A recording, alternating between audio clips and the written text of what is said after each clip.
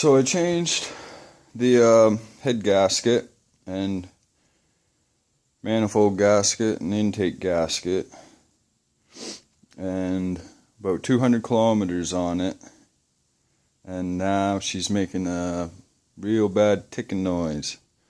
Don't know if it's a lifter stock, a little bit of dirt, maybe I blew the manifold gasket or broke a bolt, putting the manifold back on. Just looking for some ideas. I'm not sure if you could hear the ticking noise, but it seems like it's coming down under the battery on that side of the motor, on the driver's side. Okay.